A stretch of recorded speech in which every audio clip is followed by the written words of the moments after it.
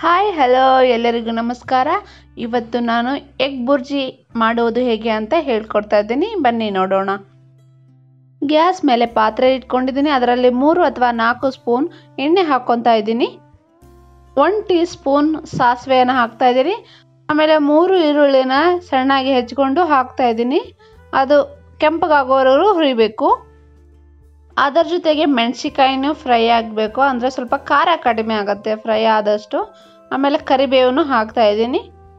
ಇವಾಗ ಕಟ್ ಮಾಡಿರುವಂತಹ 2 ಟೊಮಾಟೋವನ್ನು ಹಾಕ್ಕೊತಾ ಇದ್ದೀನಿ.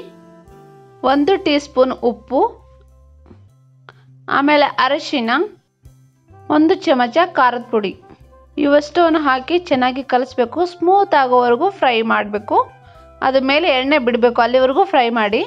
ನೋಡಿ, ಇವಾಗ ಮಸಾಲೆ ಎಲ್ಲ ಚೆನ್ನಾಗಿ ಬೆಂದಿದೆ, ಮೇಲೆ ಎಣ್ಣೆ ಕೂಡ ಬಂದಿದೆ. ಇವಾಗ 3 ಎಗ್ ತೊಗೊತಾ ಇದ್ದೇನೆ. ಅದನ್ನು ಚೆನ್ನಾಗಿ ಕಲಿಸ್ಕೊಂಡು ಮಸಾಲೆ ಒಳಗೆ ಹಾಕ್ಕೊತೀನಿ. ಒಂದು ಕೈಲಿ ಹಾಕ್ಕೊಳ್ಳಿ, ಒಂದು ಕೈಲೇ ಅಲಗಡಿಸಿ. ನೋಡಿ, ಇವಾಗ ಮೀಡಿಯಮ್ ಫ್ಲೇಮಲ್ಲಿ ಇಟ್ಟು ಚೆನ್ನಾಗಿ ಬೇಯಿಸಿ. ನೋಡಿ, ಇವಾಗ ಎಲ್ಲ ಮೊಟ್ಟೆ ಸ್ವಲ್ಪ ಮಿಕ್ಸ್ ಆಗಿದೆ, ಎಲ್ಲ ಮಸಾಲೆ ಕುದ್ದಿದೆ. ಇವಾಗ ಕೊತ್ತಂಬರಿ ಹಾಕಿ ಮುಚ್ಚಿಟ್ಬಿಡಿ. ಇದು ದೋಸೆ ಜೊತೆ, ಅನ್ನದ ಜೊತೆ, ಆಮೇಲೆ ಚಪಾತಿ ಜೊತೆ, ರೊಟ್ಟಿ ಜೊತೆ, ಎಲ್ಲದರ ಜೊತೆ ತಿನ್ಬೋದು. ಒಂದ್ಸರಿ ಟ್ರೈ ಮಾಡಿ, ಹೇಗಾಯ್ತು ಅಂತ ಕಮೆಂಟ್ ಮೂಲಕ ತಿಳಿಸಿ. Thank you for watching my video.